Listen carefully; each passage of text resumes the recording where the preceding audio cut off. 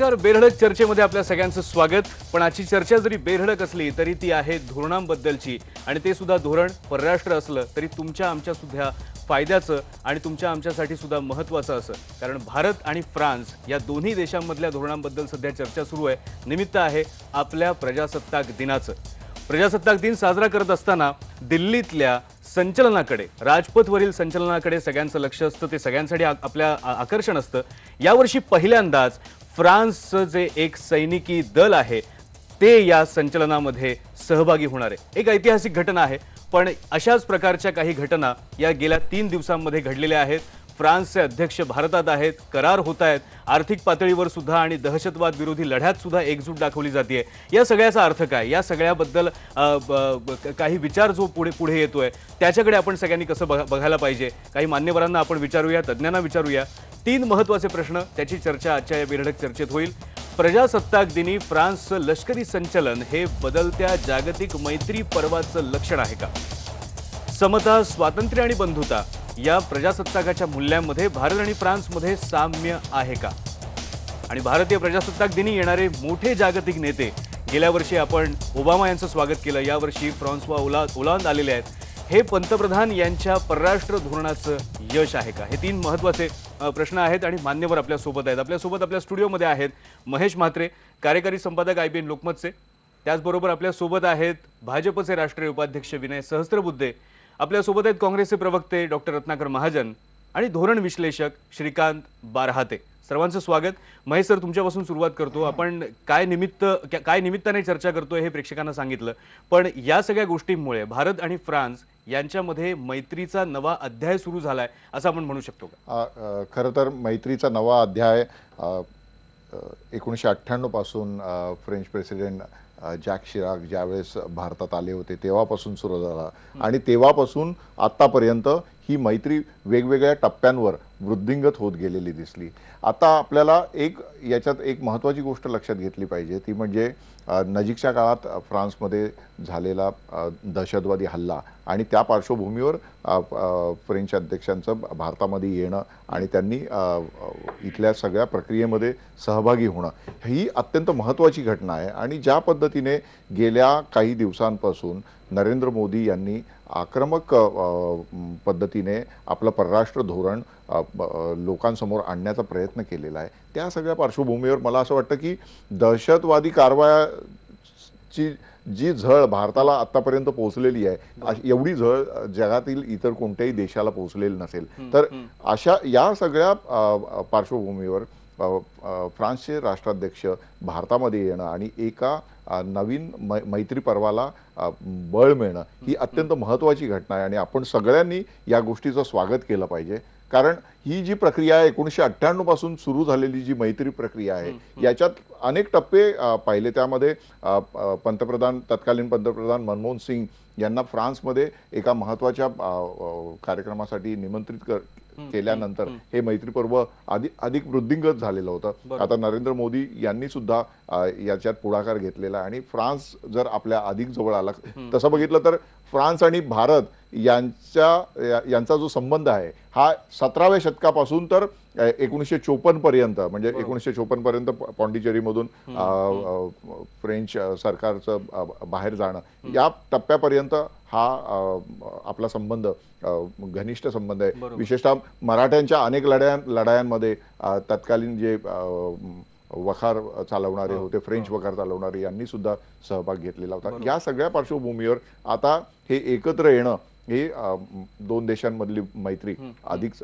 वृद्धिंगत करणारं ठरेल असं वाटतं. बरोबर, स्वागत करायला पाहिजे असं तुम्ही म्हणताय. श्रीकांत बारहाते, फ्रान्सवा ओलांद भारतात आले आणि त्यानंतर 16 करार झाले भारत आणि फ्रान्स यांच्यामध्ये. अगदी मग ते विमानांचे करार असतील किंवा दहशतवादी विरोधी लढ्यामध्ये आपण एकत्र आता लढाई करायची अशी शपथ घेणं असेल, किंवा फ्रान्सने असं म्हणणं की आम्हाला भारताबरोबर धोरणात्मक भागीदार व्हायला आवडेल. तुम्ही कसं बघता याकडे? आपण ह्याचं स्वागत करायला हवं? आपण यामधलं धोरण जे आहे ते समजून घ्यायला हवं? काय नेमकं यामधलं धोरण किंवा यामधला विचार तुम्हाला महत्त्वाचा वाटतो? ओलांदे यांचं स्वागत आहे भारताच्या भूमीवर. मला इको येतोय पुन्हा. ठीक आहे. आम्ही ही तांत्रिक अडचण परंतु दूर आपण करण्याचा प्रयत्न जर एक करतो. गोष्ट लक्षात घेतली की तुम्ही श्रीकांत बाराते, तुम्ही एक कम्फर्टेबल असाल तर छोटंसं आपण पुढे संस्मरण, जाऊया, नाहीतर मग आम्ही तांत्रिक अडचण दूर करण्याचा प्रयत्न करतो. रत्नाकर महाजन यांच्यापासून सुरुवात करूया पुन्हा एकदा. महाजन सर, प्रजासत्ताक दिनी जी संचलन होणार आहे राजपथावरती, त्यामध्ये फ्रेंच सैनिक जे आहेत ते सुद्धा सहभागी होणार आहेत. त्यांचा एक गट जो आहे तो सहभागी होणार आहे. पहिल्यांदा ही घटना घडतीये, एक ऐतिहासिक घटना असं सुद्धा याकडे बघितलं जातंय. तुम्ही याकडे कसं बघताय? अशा प्रकारे दुसऱ्या देशाचे सैनिक राजपथावर त्यांनी संचलन करणं आपल्या सगळ्या शक्तीबरोबर, आपली जी शक्ती आहे देशाची ती एकीकडे परेडमध्ये असेल आणि त्याच वेळेला फ्रेंच सैनिक सुद्धा असतील, ही एक वेगळी घटना तुम्ही मानताय? जी मानवी त्रिसूत्री आपल्याला फ्रेंच राज्यक्रांतीने दिलेली आहे त्याचा एक कृतज्ञ भाव म्हणून आपण याकडे बघायला पाहिजे, की काही वेगळा विचार किंवा वेगळी दृष्टी त्यामागे तुम्हाला वाटते? प्रजासत्ताक दिनाच्या कार्यक्रमाला जगातल्या एखाद्या देशाच्या प्रमुखाला निमंत्रण देऊन त्याचं इथं स्वागत करायचं आणि त्यानिमित्तानं उभय देशातल्या विविध क्षेत्रातल्या संबंधांविषयी औपचारिक चर्चा आणि निर्णय घ्यायचे, ही जुनी परंपरा आहे. ही काही या वर्षीच पडलेली परंपरा नाही. या वर्षी नवीन गोष्ट एवढीच आहे की ज्या देशाचे प्रमुख इथे येणार आहेत त्या देशाच्या एका लष्करी तुकडीनं सुद्धा या संचलनामध्ये भाग घेण्याला संधी उपलब्ध करून दिलेली आहे. आता यामागचा उद्देश काय असेल, याचे परिणाम काय होतील, याची चर्चा प्रत्यक्ष ती घटना घडायच्या आत काही करता येणार नाही. त्याचं कारण असं की जेव्हा दोन देशांच्या संयुक्त कवायती किंवा कसरती समुद्रामध्ये होतात किंवा हवाईमध्ये होतात, त्यावेळेला आज सत्तेवर असलेल्या पक्षानं त्या वेळच्या कसरती आणि कवायतींबद्दल काय मत व्यक्त केलं होतं, हे जरा आपण मागं जाऊन जर बघितलं तर जे मत तेव्हा आपण व्यक्त केलं होतं त्या मतापासून आता आपण वेगळे झालो का, या प्रश्नाचं उत्तर सुद्धा संबंधित सत्ताधाऱ्यांना द्यावं लागेल. पण आजच्या पुरतं जर बोलायचं झालं तर ही नव्या पर्वाची सुरुवात आहे का वगैरे हे फार मोठ्या गोष्टी झाल्या. कारण मुळामध्ये भारत आणि फ्रान्स यांच्यामध्ये राजनैतिक पातळीवर, व्यावहारिक पातळीवर आणि कन्सेप्च्युअल म्हणजे संकल्पनात्मक पातळीवर आधीपासूनच देवघेव आणि परस्परांच्या विचारांची देवघेव, व्यवहार वगैरे हे सगळं चालूच आहे. यावेळेला फक्त मगाशी मी म्हणलं त्याप्रमाणे ते फक्त वेगळेपण आहे. पण यावेळेला जे करार मदार झाले त्याच्यामध्ये फ्रेंच विमानांच्या बद्दल जो करार झाला तो प्रस्ताव गेली 3-4 वर्ष चर्चेमध्ये आहे.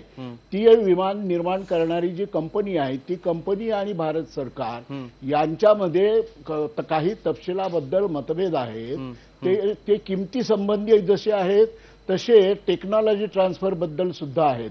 या दोन्ही मुद्द्यांवर आज काही स्पष्टीकरण न होता म्हणजे आम्ही करार केला पण फिनान्शियल च्या विषयी आम्ही नंतर बोलू. म्हणजे काय, आपण एखादी गोष्ट खरेदी करायला गेलो तर त्या खरेदीच्या वेळेला त्या वस्तूची किंमत हा आपला पहिला प्रश्न असतो. इथं करार झाला पण किमतीबद्दल नंतर चर्चा करू. म्हणजे काय, हा जो वेगनेस आहे, हा जो मोगमपणा आहे त्याचंही स्पष्टीकरण आज न उद्या या सरकारला द्यावंच लागेल. बरं, विनय सहस्त्रबुद्धे, तुम्हीच उत्तर द्या यावर. जे आक्षेप घेतले जात आहेत ज्या पद्धतीने, कारण 2012 साली सुद्धा याच प्रकारच्या कराराची गोष्ट आली तेव्हा ब्रिटनच्या पोटात दुखायला लागलं होतं. ब्रिटनने म्हटलं होतं की भारताची आर्थिक रसद जी आहे ती बंद करा जर अशा प्रकारचे करार झाले, कारण राफाल विमानं भारताकडे जाऊ नयेत असं बऱ्याच देशांना वाटतंय. त्यामुळे हा करार झाल्यानंतर त्याच्याबद्दलचा, जसं आता रत्नाकर महाजन म्हणाले की फायनान्शियल ॲस्पेक्ट काय आहे तो सुद्धा महत्त्वाचा आहे, पण जगातून आपल्याला विरोध सुद्धा होईल अशी टीका किंवा अशी भीती ज्यांना वाटते त्यांना तुम्ही काय उत्तर देणार? मला असं वाटतं की ज्या प्रकारचे सामरिक संबंध नरेंद्र मोदी सरकारच्या काळात गेल्या 18 महिन्यात निर्माण करण्यावर भर आहे आणि ज्या प्रकारची एक सदिच्छा शक्ती, गुडविल म्हणू आपण, हे या सरकारने भारतासाठी जगभर निर्माण करण्याच्या विषयामध्ये यश मिळवलं आहे, ते पाहता या प्रकारचा हा विमान खरेदीचा करार जवळजवळ अर्ध्या पाऊण टप्प्यापर्यंत आल्यानंतरही आपल्याला जगातनं अशा प्रतिक्रिया अजून तरी ऐकायला आलेल्या नाहीत, हे मला असं वाटतं की या ठिकाणी उल्लेखनीय आहे. महाजन सर म्हणाले की आर्थिक विषयाबाबतीतलं काय आहे, मला असं वाटतं की थोडी सबुरी धरली पाहिजे. या विषयातल्या ज्या प्रकारच्या चर्चा वाटाघाटी सुरू आहेत त्याच्यातनं याला काही फार वेळ लागेल असं नाही, परंतु तांत्रिक गोष्टींबद्दलची एकवाक्यता होणं हे देखील महत्वाचं होतं आणि ते यावेळी झालेलं आहे. बरोबर. पण मी आणखी 3 मुद्द्यांकडे आपलं लक्ष वेधू इच्छितो. ते असं की भारत आणि फ्रान्स यांच्यामधले जे संबंध आहेत आणि अध्यक्ष फ्रान्सवा ओलांदे यांच्या या भेटीच्या निमित्ताने जे घडतं आहे त्याला 3 महत्वाचे पैलू आहेत असं माझ्यासारख्याचं मत आहे. एक आहे तो सैद्धांतिक आणि स्वातंत्र्य, समता, बंधुता या विषयांबद्दलची भारत आणि फ्रान्स या दोघांची एकवाक्यता किंवा या दोघांनी या तत्वांवर दाखवलेली निष्ठा हा महत्वाचा विषय आहे.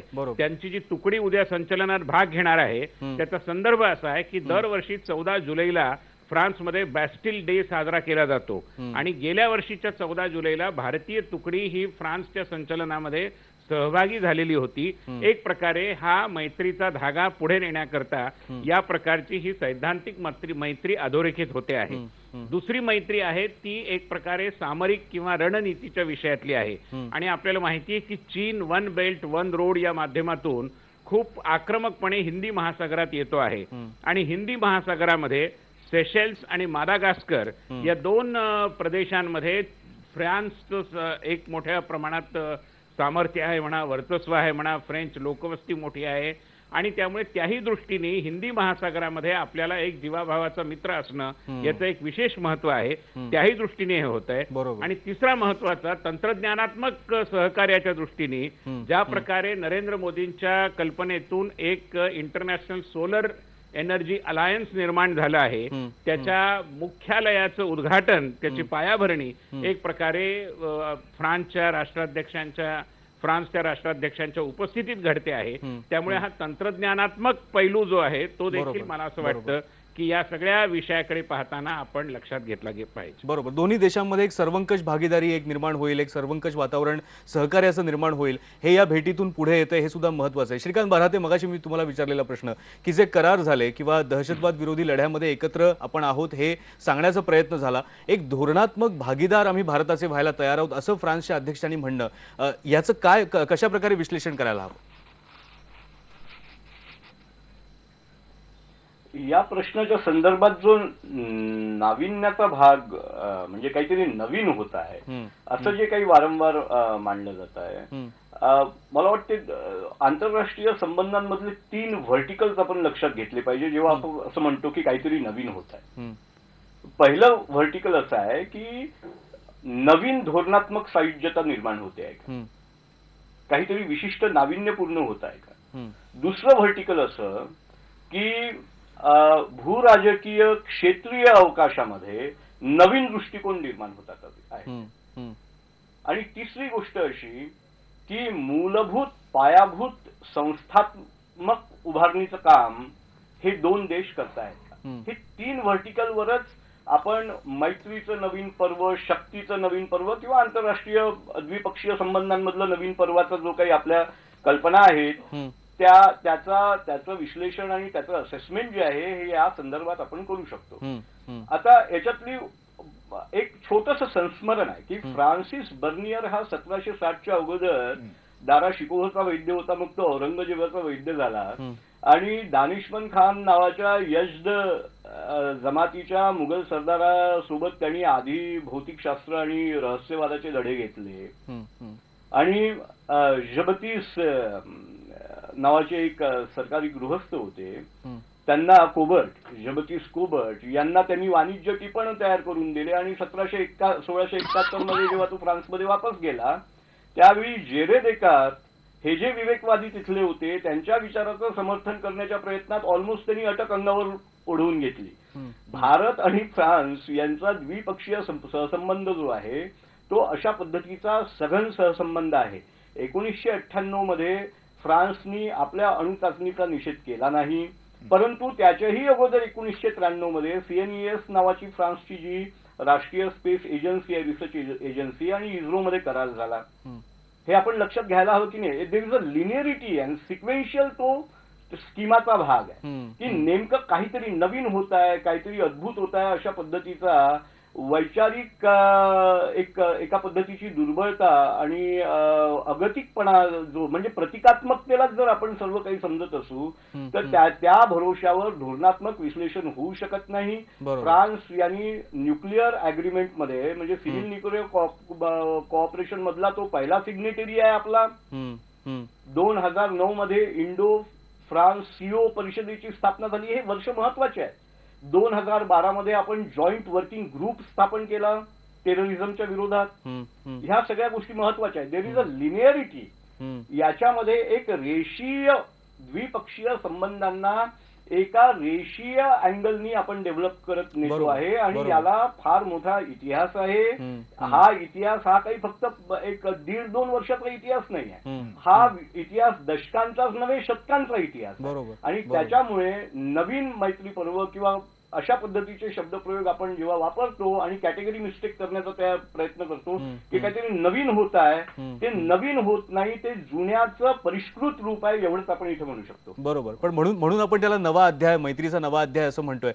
महेश सर, तुम्ही काय म्हणाल, कशा प्रकारे हा एक वेगळा अध्याय आहे? कारण एकाच वेळेला ज्या गोष्टी आपण बघतोय, फ्रान्समध्ये पुढच्या वर्षी अध्यक्ष निवडणुका सुद्धा आहेत, त्यामुळे त्यांच्या दृष्टीने सुद्धा आपण कशा प्रकारे ह्याकडे बघायला पाहिजे? नाही, आता ज्या पद्धतीने श्रीकांत बारा ते म्हणाले की ही कुठलंही परराष्ट्र धोरण असतं हे सातत्याने त्या संदर्भात जे निर्णय होत असतात, ज्या निर्णय प्रक्रियेचा एक भाग असतं. त्यामुळे ते परराष्ट्र धोरण कुठल्याही सरकारचं असू शकत नाही, ते देशाचं असतं. त्यामुळे ती जी सातत्याने सुरू असलेली जी प्रक्रिया असते त्या प्रक्रियेचाच पुढचा टप्पा असतो. आता ज्या पद्धतीने आपण फ्रेंच तुकडी आपल्या पथसंचलनामध्ये भाग घेणार आहे त्या संदर्भात बोलतो, त्याचा पूर्वार्ध जर आपण बघितला तर 1998 मध्ये जेव्हा बॅसिल परेडला तत्कालीन पंतप्रधान मनमोहन सिंग यांना बोलवलं होतं तेव्हा आपल्या 400 सैनिकांनी तिथल्या पथसंचलनामध्ये सहभाग नोंदवला होता आणि त्यांनी मोठ्या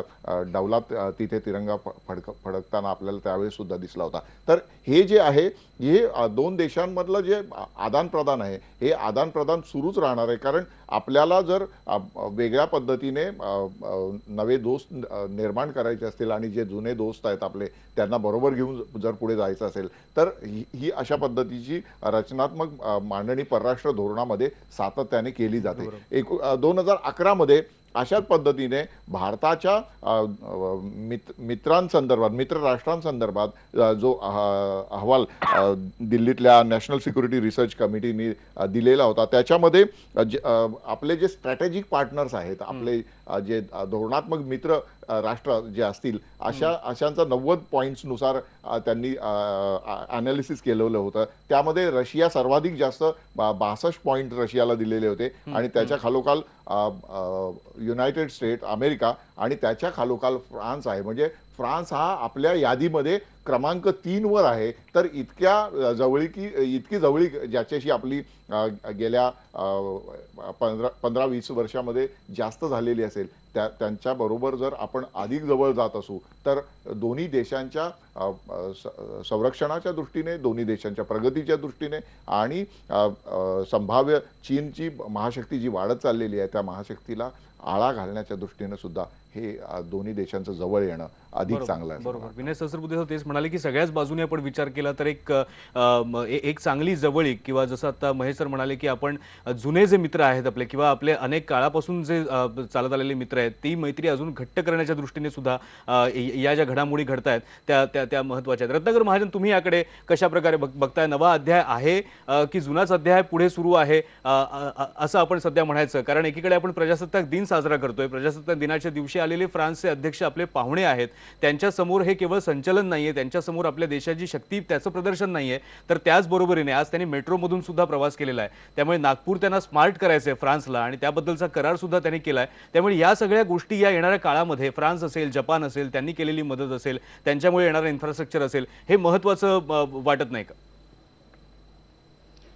एखादं शहर स्मार्ट करायचं म्हणजे काय करायचं या प्रश्नावरची चर्चा तूर्त बाजूला ठेवून आपल्याला असं म्हणता येईल की मुळामध्ये परराष्ट्र धोरणाच्या संदर्भात प्रत्येक देशाच्या संदर्भात दोन गोष्टी असतात. एक, कुठल्याही देशाशी संबंधांविषयी चर्चा आणि निर्णय करताना प्रत्येक देश हा आपल्या देशाचं हित नजरेसमोर ठेवत असतो आणि दुसरं त्या धोरणामध्ये एक प्रकारची दीर्घकालीन सातत्य आणि कन्सिस्टन्सी म्हणजे एक प्रकारची सुसूत्रता असते. कंटिन्युटी आणि कन्सिस्टन्सी हे कुठल्याही देशाच्या जगातल्या कुठल्याही देशाबद्दल संबंध ठेवण्याच्या बाबतीतली दोन मूलभूत सूत्र असतात. बरोबर. त्या दृष्टीने जर बघितलं तर सातत्याच्या दृष्टीनं ही घटना बरोबर आहे.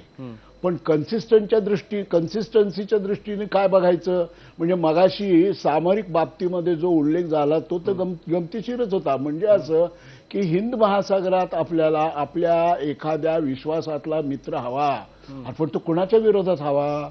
ज्याच्या विरोधात हवा असं आपल्याला वाटतं त्या देशांचे आणि फ्रान्सचे संबंध आज कसे आहेत? ज्या वेळेला मोक्याची वेळ आली त्यावेळेला या सर्व राष्ट्रांनी काय पोझिशन घेतली, काय भूमिका घेतली?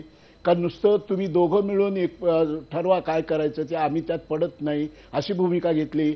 याचाही विचार केला पाहिजे. त्यामुळं या करारांमध्ये सामरिक विचार जर हा असेल तर तो अधिक धोकादायक आहे. मी मगाशी म्हटल्याप्रमाणे हिंद महासागरातल्या आरमारांच्या कवायती किंवा हवेतल्या कवायती यांच्याबद्दल सुद्धा जर आक्षेप घेण्यात आले होते तर आज दीर्घ पल्ल्याच्या दृष्टीनं हिंद महासागरात आपल्याला मित्र पाहिजे हे अधिक धोकादायक आहे. ठीक आहे, विनय सहस्त्रबुद्धे तुमचा मुद्दा खोडून काढलाय रत्नाकर महाजन यांनी.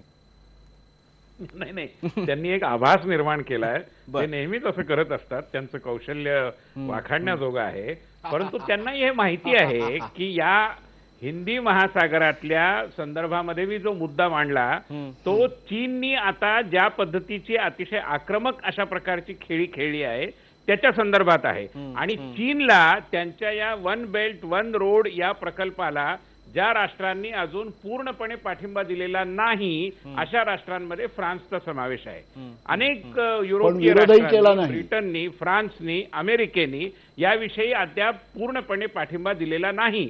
आणि त्यामुळे याबद्दलची जी भीती आहे जागतिक समुदायामध्ये ती या राष्ट्रांच्या मध्ये देखील आहे. त्याबद्दलची निदान रिझर्वेशन्स निश्चितपणाने आहेत. आणि त्यामुळे आणि शेवटी कंटिन्युटीचा उल्लेख दरवेळी केला जातो, तो योग्यच आहे.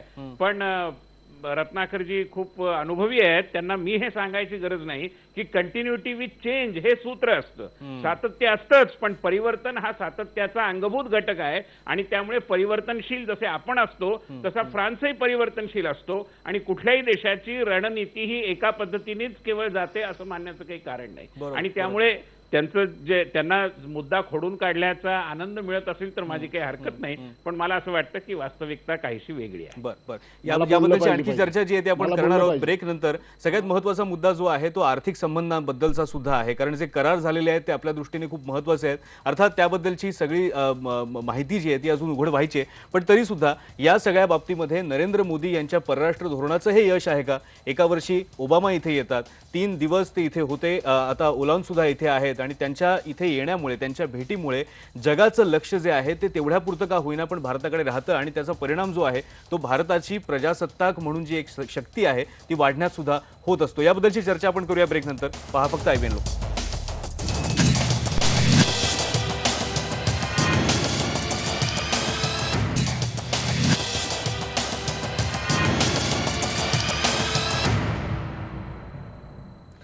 भारत आणि फ्रान्स यांच्यातील संबंधांबाबत आज आपण बेधडक चर्चा करतोय. प्रश्न तुम्हाला माहिती आहे आणि या प्रश्नांवरती उत्तरं ही प्रेक्षकांकडून आली आहेत फेसबुकवरती.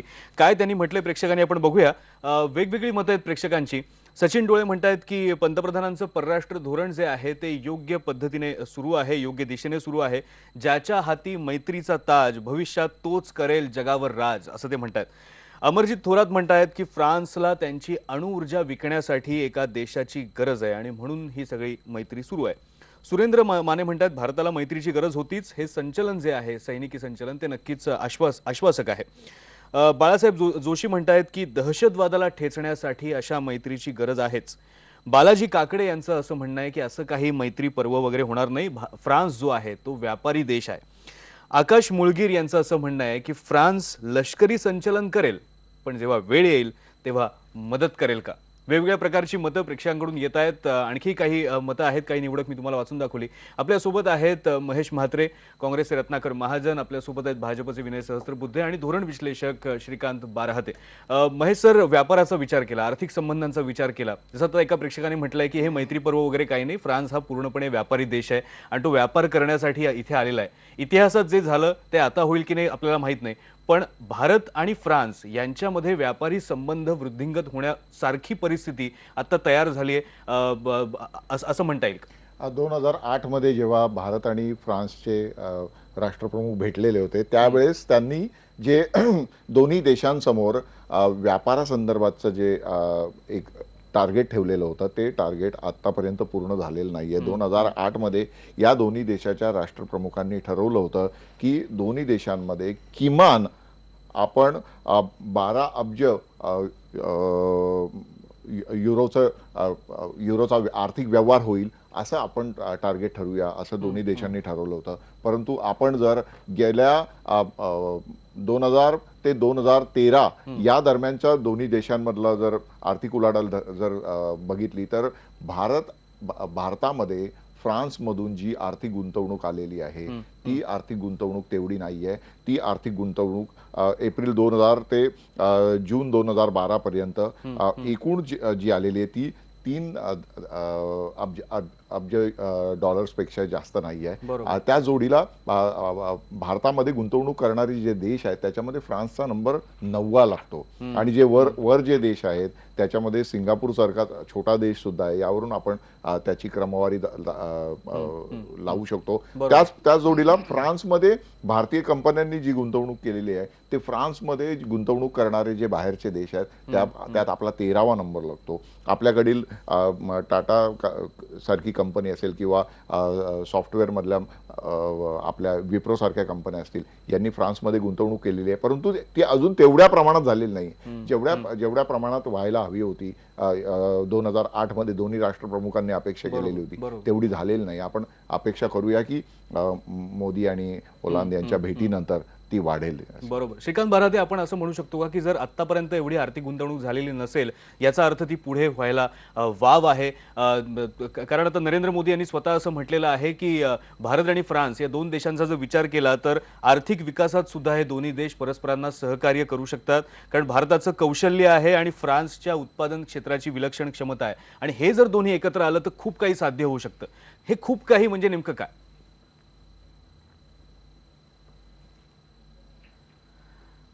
मागच्या 40 वर्षामधली फ्रान्सच्या राष्ट्राध्यक्षांची ही जवळपास 5वी व्हिजिट आहे. हे प्रथमतः आपण लक्षात घेतलं पाहिजे. म्हणजे 1976 ला जॅक्स चिराक, व्हॅलरी स्टेन 1980 ला, 1998 ला पुन्हा जॅक्स चिराक, 2008 ला सार्कोझी आणि नंतर आता ओलांदे. आणि ओलांदे हे 2013 मध्ये आपल्याकडे येऊन गेले होते. 2009 मध्ये मनमोहन सिंग साहेब हे बॅस्टिलच्या परेडचे मुख्य अतिथी होते. त्याच्यामुळे फ्रान्स सोबत आपलं आर्थिक सहकार्य किंवा अनेक पातळ्यांवर सामरिक आणि आर्थिक सहकार्यांच्या बाबतीमध्ये आपली व्यवस्थित वाटचाल अनेक दशकांपासूनची जी आहे ती अजून चालू आहे. आता राहिला मुद्दा जो विशेष करून आर्थिक परिमाणांचा, तर आपण हे लक्षात घेतलं पाहिजे की संपूर्ण युरो झोनच्या संदर्भात जगाचा म्हणजे global economic outlook is lingering somewhere near about 3.4.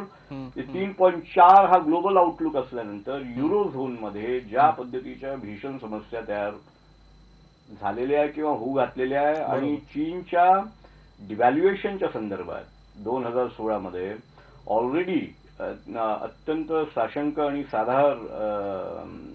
साशंकतेचं वातावरण आहे, साधार भीती आहे. त्याच्यामुळे ट्रेड डेफिसिटचा जो इम्बॅलन्सेस जे युरोपियन संघातल्या राष्ट्रांना जाणवतात त्याच्यामुळे त्यांची नजर आपल्याकडे आहे.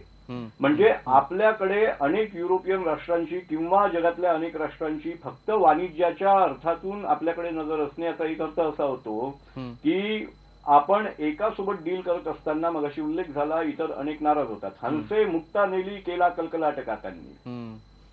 राफेलचा जेव्हा म्हणजे फ्रान्स हा असं राष्ट्र आहे ज्यांनी आपल्याला न्यूक्लिअर फ्युएल दिलेलं आहे, डॅसॉल्ट मिराज दिलेले आहेत. आज ते झालं नाही. अनेक काळांपासून, अनेक वर्षांपासून डॅसॉल्ट मिराज आपल्याकडे आहे. स्कॉर्पियन सब क्लास सबमरीन्स त्यांनी आपल्याला दिलेले आहेत. आता ते राफायलचा सौदा झाला, काही नवीन काही गोष्ट होत नाही. परंतु ते असं होत असताना युरोपियन महासंघातल्या अनेक वेगवेगळ्या देशांचं एक फार मोठी बाजारपेठ म्हणून आपल्याकडे लक्ष आहे. आणि हा आपल्यासाठी जितका संधीचा काळ आहे तितका हा आपल्यासाठी संधिकालही आहे. आणि याची व्यवस्थित विश्लेषणात्मक जाणीव आपल्याला असली पाहिजे. कोणी आपल्याकडे येतं, कोणी आपल्यासोबत बोलतं, याचा अर्थ आता मगाशी उल्लेख झाला, अहो हिंद महासागराचा सोडा, France is extremely keenly interested in us, कारण त्यांच्याजवळ फार मोठा एक्सक्लुझिव्ह इकॉनॉमिक झोन आहे ज्याला सदर्न वेस्टर्न क्वाड्रंट म्हणतात. म्हणजे दक्षिण आफ्रिका, टांझानिया, मोझांबिक, केनिया किंवा मादागास्कर, मालदीव्स, सेशेल्स, हा जो भाग आहे त्याच्यामध्ये त्यांच्या व्यापारी हिताचं संरक्षण करण्याच्या दृष्टिकोनातून आणि अस्थिर आंतरराष्ट्रीय संदर्भांच्या पार्श्वभूमीवर, जिथे मध्यपूर्व आखातामध्ये अत्यंत अस्थिर वातावरण आहे, त्या संदर्भामध्ये फ्रान्सला आपली जरूरत आहे. फक्त हिंद महासागरातच नव्हे तर अरेबियन समुद्रातही आपल्याला जरूरत आहे. त्यामुळे आंतरराष्ट्रीय सहसंबंधांमध्ये भावना व्याकुळ होऊन आणि काहीतरी नवीन अद्भुत विलक्षण घडत आहे अशा वैचारिक गचाळतेकडे जाण्यापेक्षा वास्तविकता ग्राउंडवर काय होत आहे याची दखल आणि विश्लेषणात्मक जाणीव आपल्याला असली पाहिजे. बरोबर. धोरण विश्लेषक तुम्ही असल्यामुळे तुम्ही जे सांगितले ते अतिशय महत्त्वाचं आहेच, पण तुम्ही ज्या शब्दात सांगितले ते सुद्धा खूप महत्त्वाचं आहे. संधीचा सुद्धा काळ आहे आणि संधिकाल सुद्धा आहे. ही खूप महत्त्वाची गोष्ट आहे आणि याचं विश्लेषणात्मक जाणीव आपल्याला असायला पाहिजे, हे सुद्धा महत्त्वाचं आहे. आपण प्रजासत्ताक दिन साजरा करत असताना आपले हक्क, आपले कर्तव्य काय आहेत ह्याची सुद्धा बऱ्याच वेळेला जाणीव नसते. त्यामुळे ही विश्लेषणात्मक जाणीव सुद्धा भारतीय नागरिकाला येणं हे अतिशय आवश्यक आहे. हा सुद्धा विचार इथे व्हायला पाहिजे. रत्नाकर महाजन, आर्थिक बाबतीत जर म्हणायचं झालं तर जसं आता काही आकडेवारी महेश म्हात्रे यांनी सांगितली की आर्थिक गुंतवणूक गेल्या काही काळात जेवढी व्हायला हवी होती फ्रान्सकडून तेवढी झाली नाही. आता येणारा काळ जो आहे तो त्यामुळेच संधीचा काळ आहे. नरेंद्र मोदी जे करतायत ते ओलांद इथे आले किंवा गेल्या वर्षी ओबामा इथे आलेले होते. 3 दिवस आपल्याला दिसतं की ते वेगवेगळ्या भागांना भेटी देत आहेत किंवा ते मेट्रोमधनं सफर करतात किंवा ते मोदींबरोबर चहा पितात आणि मग चहावर त्यांची काय चर्चा होते ही पण एक चर्चा मीडियातनं आणि बाकी सगळ्या व्यासपीठांवरनं रंगते. हा जो काळ आहे तो गेल्या काही काळापासून खूप महत्त्वाचा झाला आहे. प्रजासत्ताक दिनाचा हा 3 दिवसांचा काळ, तुम्ही याकडे कशा प्रकारे बघताय? एवढे मोठे नेते आपल्याकडे येत आहेत, भेटी देत आहेत, करार करतायत, त्याची चर्चा जगभर होते आणि जगभरातल्या वृत्तपत्रांमध्ये आणि मीडियामध्ये सुद्धा त्याबद्दल चर्चा घडवली जाते. हे आपल्यासाठी महत्त्वाचं नाही का? बिलकुल महत्वाचं नाही आणि महत्वाचं आहे सुद्धा. त्याचं कारण असं की स्वतंत्र भारतामध्ये, भारत स्वतंत्र झाल्यापासून अनेक जगाचे अनेक महत्वाचे नेते हे या देशात येऊन गेलेले आहेत. त्यामुळं परदेशी पाहुणा येणं ही काही नवलाईची गोष्ट नव्हे. बरोबर. मगाशी माझ्यावर आभास निर्माण करण्याचा आरोप झाला, त्याविषयी मला फक्त एकच वाक्य म्हणायचं आहे की आभास कुठलाही निर्माण केला तरी मी अभ्यासाचा आभास कधी निर्माण करत नाही, नंबर 1. नंबर 2, दुसऱ्याचा मुद्दा खोडून काढण्याचं समाधान मला महाविद्यालयीन जीवनात, महाविद्यालयीन वादविवाद स्पर्धेत भरपूर मिळालेलं आहे. आणि आता मी त्या स्टेजला नाही. जे अजून त्या स्टेजला असतील त्यांना लाख लाख सलाम. चीनच्या संदर्भात हिंद महासागरातल्या अमेरिकेच्या अस्तित्वाचं जे विश्लेषण झालं त्याबद्दल एक सांगितलं पाहिजे की अजूनही चीनच्या या प्रयत्नाला G5 नावाचा 5 बड्या राष्ट्रांचा जो समूह आहे त्यांच्यापैकी एकानेही पाठिंबा दिलेला नाही आणि एकानेही स्पष्ट विरोध दर्शविला नाही आणि ते करणारही नाहीत. याचं कारण जागतिक रंगपटलावर चीनचं महत्त्व इतक्या सहजासहजी कमी होईल आणि त्याला ही 5 बडी राष्ट्र तयार होतील हे मानणं म्हणजे केवळ स्वप्नात रचलेले मनोरे आहेत. आता आर्थिक प्रश्नांच्या बाबतीत जर बोलायचं झालं तर भारत आणि फ्रान्स यांचा ट्रेड बॅलन्स, यांचा बॅलन्स ऑफ ट्रेड हा नेहमी फ्रान्सच्या बाजूलाच राहिलेला आहे. भारताच्या बाजूला तो फार कमी राहिलेला आहे. याचं एक कारण असं की सर्व पाश्चिमात्य देश, विशेषतः संपन्न देश, पाश्चिमात्य संपन्न देश हे भारताकडं जिवंत माणसांचा एक राष्ट्रसमूह या दिशेनं न बघता एक इमर्जिंग मार्केट, एक भलं मोठं मार्केट आपण जे जे इथं निर्माण करू त्यातलं सरप्लस जे राहील ते सरप्लस रिचवण्याची बाजारपेठ म्हणून बघत असतात. त्यातून हे सारे प्रश्न निर्माण होतात. आता हे महत्वाचं नाही का? महत्वाचं आहे, कारण आपल्याला सुद्धा अनेक गोष्टी जगातून घ्यायच्या असतात. पण सगळ्यात महत्वाची जी गोष्ट आता उदाहरणार्थ तारापूरला जे केंद्र निर्माण झालं मग किंवा आता जैतापूरला जे अणुवीज केंद्र करायचं आहे त्याच्या बाबतीत फ्रेंच कंपनीशी वाटाघाटी चालू आहेत. त्याचं ते जे काय आहे ते आहे, पण ते फ्रेंच सरकारशी संबंधित नाही, ते फ्रेंच कंपनीशी संबंधित आहे. पण तरी सुद्धा त्या देशाच्या प्रमुखाशी अशा प्रकारे अधूनमधून भेटून आपल्या देशाची जवळीक, व्यक्तीची जवळीक नाही, म्हणजे एखाद्या राष्ट्रप्रमुखाला नावानी एकेरी नावानी संबोधलं की देशाचे संबंध दृढ होतात, ही कल्पना जितक्या लवकर नाहीशी होईल तितकं बरं. कारण शेवटी आणि कंटिन्युटी आणि चेंजचं आर्ग्युमेंट मगाशी झालं. कंटिन्युटी बरोबरच्या चेंजचं उदाहरण नेपाळ आणि इस्रायल या रूपाने आपल्या बरोबर ऑलरेडी आहे. त्यामुळे चेंज हा कुठला चेंज आणि चेंज फॉर व्हॉट हा प्रश्न एखाद्या विश्लेषकांनी उभा केला तर त्याला त्याच रीतीने उत्तर द्यावं लागेल. त्याच्यामध्ये पॉलिमिक्सनी उत्तर देऊन समाधान होणार नाही. बरोबर. आता विनय सहस्त्रबुद्धे तुमच्याकडे यावं लागेल. म्हणजे मी असा काही क्रम ठरवला नाहीये, पण रत्नाकर महाजन जे म्हणाले त्यावर तुमचं उत्तर अपेक्षित आहेच. पण त्याचबरोबरीने प्रेक्षकांच्या प्रतिक्रिया काही ज्या आलेल्या आहेत, काही नकारात्मक प्रतिक्रिया आहेत, त्यांना सुद्धा तुम्ही कशी उत्तर द्याल? म्हणजे आता फ्रान्सला अणुऊर्जा विकण्यासाठी एका देशाची गरज आहे म्हणून ते भारताकडे बघतायत, किंवा काही जणांचं म्हणणं आहे फ्रान्स लष्करी संचलन करेल पण वेळप्रसंगी मदत करेल का, आणि नुसतं एक व्यापारी म्हणून ते इथे आलेले आहेत, ते भारताकडे केवळ बाजारपेठ म्हणून बघतायत, असंही काहींचं म्हणणं आहे. काय नेमकं उत्तर तुम्ही यावर द्याल?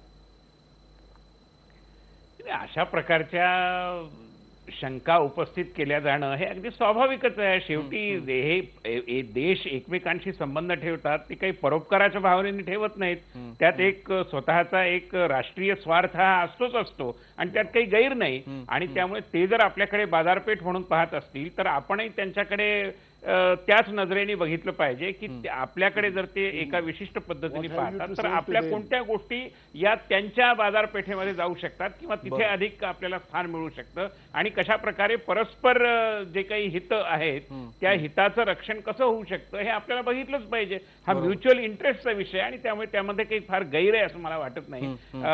रत्नाकर महाजनांनी माझ्या मुद्द्याला, म्हणजे मी माझं असं म्हणणंच नव्हतं की त्यांनी मुद्दा खोडला, ते तुम्ही असं म्हणालात म्हणून मी त्यावर मल्लीनासी केली, त्यामुळे त्याच्यातला मुद्दा नाही. परंतु प्रश्न हा आहे याच्यामध्ये की ज्या प्रकारचं आतापर्यंत बारात्यांचं मी विधान ऐकलं किंवा आमचे मित्र रत्नाकर महाजनही म्हणतात, काय आहे की दरवेळी असं दाखवायचं की काही विशेष घडत नाही हो, सगळं रुटीनच आहे, आम्ही आतापर्यंत करतच आलोय ना. माझं म्हणणं, आतापर्यंत जे तुम्ही करत आलात तर आंतरराष्ट्रीय योग दिन यासारखी एक संकल्पना तुम्हाला का नाही पुढे आणली? जगाच्या बाजारपेठेत आपलं जे काही आध्यात्मिक म्हणा, पारंपरिक म्हणा, सांस्कृतिक म्हणा असं जे संचित आहे ते आपण लोकांसमोर ठेवलं तर त्याला एक अनुकूलता आहे. या संधीचा फायदा नरेंद्र मोदींनी घेतला, याचं क्रेडिट हे देणार नाहीत.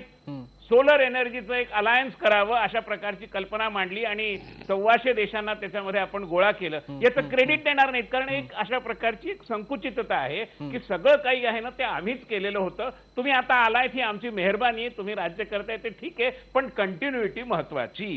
चेंजला हे लोक महत्वच देणार नाहीत. काहीतरी नवीन घडतंय, आमचा असा अजिबात दावा नाही की हे आमच्याच सरकारमुळे घडतंय.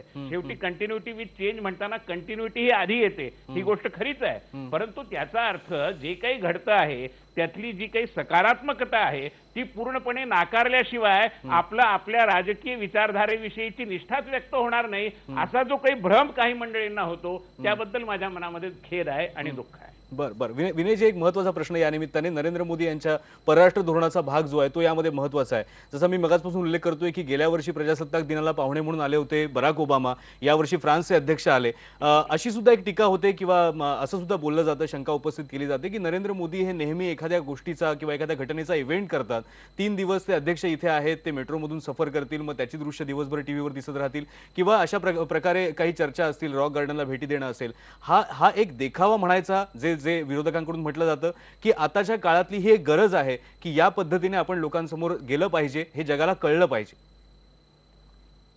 माझं म्हणणं की इव्हेंट करणं हे काम मीडिया करतं, हे काय सरकार करत नाही. आता ल कार्बुझी यांनी आपल्याला चंदीगडच्या रचनेमध्ये मदत केली आणि चंदीगडचं आज एक अतिशय वैशिष्ट्यपूर्ण असं आकर्षण ठरलंय ते तिथलं रॉक गार्डन. त्याला ते भेट द्यायला जाणं हे अत्यंत स्वाभाविक आहे. मेट्रो मधून प्रवास करणं हा काही केवळ भारत सरकारचा निर्णय नाही, त्याच्यामध्ये अनेक सिक्युरिटी रिलेटेड विषय असतात. पण फ्रान्सच्या अध्यक्षांना असं वाटलं आणि त्यांनी तो केला. यात मोदी सरकारने त्याची इव्हेंट करण्याचा प्रश्न येतोच कुठे. या इव्हेंट होत असतात याचं कारण मीडियाला देखील हे आवश्यक असतं. आणि असे अध्यक्ष आपल्याकडे प्रजासत्ताक दिनाला येणं यात कुठलंही नाविन्य नाही. हे याच्या आधी होत होतं. फक्त आम्ही थोडा अधिक कल्पकतेने आणि आपला स्वार्थ साधून आणि जगाशी असलेली जी काही मैत्री आपल्याला वृद्धिंगत करायची जगातल्या प्रमुख देशांशी त्याचं भान ठेवून हे जरा अधिक नीट पद्धतीने करतो, एवढंच आमचं विनम्र म्हणणं आहे. याच्यात आम्ही कुठेही फुशारकी मारत नाही आहोत. पण जे होतंय ते बरं होतंय एवढं म्हणण्याची जी एक उदारता आहे ती दाखवली गेली असती तर बरं झालं असतं. बरोबर. महेश सर, तुम्ही आतापर्यंत अनेक प्रजासत्ताक दिनाचे कार्यक्रम जे आहेत ते बघितलेले आहेत, कव्हर केलेले आहेत. असं कधी आठवत आहे का की 3 दिवस या प्रजासत्ताक दिनाच्या 3 ते 4 दिवस जे पाहुणे येणार आहेत त्यांची चर्चा वृत्तपत्रामधून होतीये किंवा मीडियामधून होतीये, एक प्रकारे हे सुद्धा एक कौशल्य आहे किंवा परराष्ट्र धोरणाचा भाग आहे, काय नेमकं तुम्ही म्हणा? नाही, चर्चा कुठल्याही गोष्टीची होणे तसं बघितलं तर दुधारी तलवार असते. ती ज्या पद्धतीने आपलं जे सामर्थ्य आहे ते बाहेरच्या जगाला दाखवण्यासाठी जितकी उपयुक्त ठरू शकते तितकीच आपल्या म्हणजे पायाखालची जमीन सरकवणारी पण असते अनेकदा. मागच्या वेळेस जेव्हा बराक ओबामा भारतात येणार होते त्यावेळेस त्यांनी आपण मास्क घालून फिरणार अशा पद्धतीचं जे वातावरण निर्माण केलं होतं. त्यामुळे आपल्या भारतीय प्रशासनाची किती काय अवस्था झाली होती हे सगळ्या जगाला वेगळ्या पद्धतीने माध्यमांच्या माध्यमातून कळलेलं होतं. त्यामुळे हे सगळं आपण दोन्ही बाजूनी याच्याकडे बघितलं पाहिजे. जसा याचा गवगवा होणं आपल्यासाठी आवश्यक आहे, परंतु त्याचा आपल्यावर ते बॅकफायर होऊ नये यासाठी सुद्धा या सगळ्या याच्यामध्ये धोरणात्मक निर्णय घेणाऱ्यांनी त्याकडे बघितलं पाहिजे. आता ज्या पद्धतीने नरेंद्र मोदी यांनी या आधीचे जे राष्ट्रप्रमुख आले होते, विशेषतः चीनचे राष्ट्रप्रमुख आले होते त्यावेळेस त्यांनी जे सगळं केलेलं होतं अहमदाबादला त्यांनी केलेलं होतं, याची चर्चा निश्चितच होते. परंतु त्या चर्चेच्या माध्यमातून पुढे जर काही ठोस निर्णय झाले, ठोस धोरणं झाली तर त्याचा खऱ्या अर्थाने देशाच्या विकासासाठी आणि सर्वसामान्य माणसाच्या प्रगतीसाठी उपयोग होऊ शकतो. आपण याकडे सकारात्मक नजरेनेच बघूया की या चर्चेचा नरेंद्र मोदी आणि फ्रान्सचे राष्ट्राध्यक्ष हे मेट्रोमधून गेल्यानंतर त्यांनी काहीतरी तशा पद्धतीची सुविधा भारतात सर्वत्र देण्यासंदर्भात काहीतरी निर्णय घेतला असेल असंच आपण त्याच्याकडे बरोबर त्या दृष्टीने पाहायला पाहिजे. श्रीकांत बाराते, आपल्याकडे वेळ कमी आहे, पण ही जी भेट आहे, जसं आता आपण म्हटलं की कुणी त्याला गवगवा म्हणतंय, कुणी त्याला देखावा म्हणतंय, कुणी त्याला म्हणतंय अगतिकता आहे, कुणी म्हणतंय की नाही हीच आत्ताच्या काळाची गरज आहे. हे अशाच प्रकारे जर कोणी पाहुणे आपल्याकडे येत असतील तर त्यांना आपला देश दाखवणं आणि मग त्याची चर्चा जगभरात होऊ दे यासाठी प्रयत्न करणं. कल्पकता असा सुद्धा शब्द वापरला विनय सहस्त्रबुद्धे यांनी. जगाचं लक्ष वेधलं जाणं, आपल्या देशाकडे, आपल्या देशाची ताकद काय आहे हे जगाला कळणं, हे आताच्या काळात सुद्धा महत्वाचं आहे असं वाटतं का तुम्हाला? ही बायनरी असते याच्यामध्ये हे परस्पर पूरक असतं. तुम्ही एक अत्यंत महत्वाची गोष्ट लक्षात घ्या की 1940 मध्ये फ्रान्सनी जेव्हा नाझी जर्मनी समोर शरणागती पत्करली त्यावेळी नेहरूंनी एक अत्यंत म्हणजे त्यांची प्रतिक्रिया जी होती त्याच्यावर त्यांनी असं म्हटलं की स्वातंत्र्याच्या अनारवर आणि दुर्दम्य इच्छेने तिथे अजून एक फ्रान्स आहे जो उभा राहील. त्यांनी असं म्हटलं की मार्सेईच्या दुदुंबुथीहून, मार्सेईच्या आणि क्रांतींच्या गाण्यामधून आणि जुन्या बास्टिलच्या पाडावातून आणि नवीन बास्टिलच्या निर्माणातून एक असा फ्रान्स जो सशक्त आहे आणि जो स्वातंत्र्याच्या मूलभूत संकल्पनेला मान देतो, तो आपल्या अस्तित्वाचा सोहळा साजरा करेल. हेच ते नेहरू होते ज्यांनी 1956 मध्ये ख्रिश्चियाना पिन्यू नावाच्या विदेश मंत्री आल्या. त्यांनी नेहरूंचा सल्ला घेतला होता की अल्जेरियाच्या प्रश्नांवर आम्ही कसं राहावं. आज फ्रान्सला एक इमिजिएट कॉन्टेक्स्ट आहे दुर्भाग्यपूर्ण, तो आहे अतिरेकी पद्धतीच्या विचार प्रणाली. आणि नेहरूंनी लोकशाही मूल्यांच्या माध्यमातून, लोकशाही प्रक्रियेच्या माध्यमातून प्रादेशिक संदर्भ लक्षात घेऊन नवीन पद्धतीची लीडरशिप तयार करून आणि मुस्लिम आणि ख्रिश्चनांमधला जो मनभेद आहे तो दूर करण्यासाठी संस्थात्मक मार्गातून तुम्ही प्रयत्न करावे, या स्तरावरचा सल्ला नेहरूंनी फ्रान्सला दिला होता. तिथे त्याच्यावर विचारमंथन झालं होतं. बरोबर, आपण जेव्हा एखाद्या देशाकडे पाहतो तेव्हा त्या देशाकडे पाहताना आपली दृष्टी कशी असावी, ते उत्तुंग नेतृत्व स्वातंत्र्यपूर्व काळात आणि स्वातंत्र्योत्तर काळात आपल्याजवळ होतं. बरोबर. त्याच्यामुळे फक्त आर्थिक परिमाणांमध्ये आणि फक्त राजकीय परिमाणांमध्ये आपण त्याच्याकडे पाहू शकत नाही. आपल्याला त्याच्या पलीकडे जाऊन विचार करावा लागेल. बरोबर, की बरोबर. आपण द्विपक्षीय संबंधांमध्ये जेव्हा जग एकत्र येत आहे त्यावेळी फ्रान्स आणि आपण हो हो हाऊ डू वी स्टँड. नाही, बरोबर आहे, बरोबर आहे. म्हणजे 100 वर्षांपूर्वी ज्या देशाची धुळधाण झाली होती पहिल्या महायुद्धामध्ये, आता 100 वर्ष होत आहेत. हे महायुद्ध पुन्हा होईल का, होऊ नये हीच अपेक्षा आहे खरं तर. पण युद्धाची गोष्ट ही पुढची आहे. सामरिक संबंधाबद्दल आपण या सगळ्या कार्यक्रमात चर्चा केली. सगळ्या मान्यवरांचे धन्यवाद, कारण इतिहासापासून अगदी भविष्यामध्ये सुद्धा आपली दृष्टी कशा प्रकारे असायला हवी याबद्दलचं मार्गदर्शन या मान्यवरांनी केलं. आणि सध्या तरी आपल्या देशाचं आपला देश जो आहे तो त्या देशाकडे जगाचं लक्ष आहे आणि हे जगाचं लक्ष वेधलं जातंय हे या कारणामुळे. त्यामुळे सध्या तरी प्रजासत्ताक दिनाच्या दिवशी फ्रान्सच्या अध्यक्षांची भेट आपण सकारात्मक दृष्टीने पाहिली पाहिजे असं सध्या म्हणूयात. बेरडकमध्ये सध्या ही चर्चा इथेच थांबूयात. पहा फक्त IBN लोक.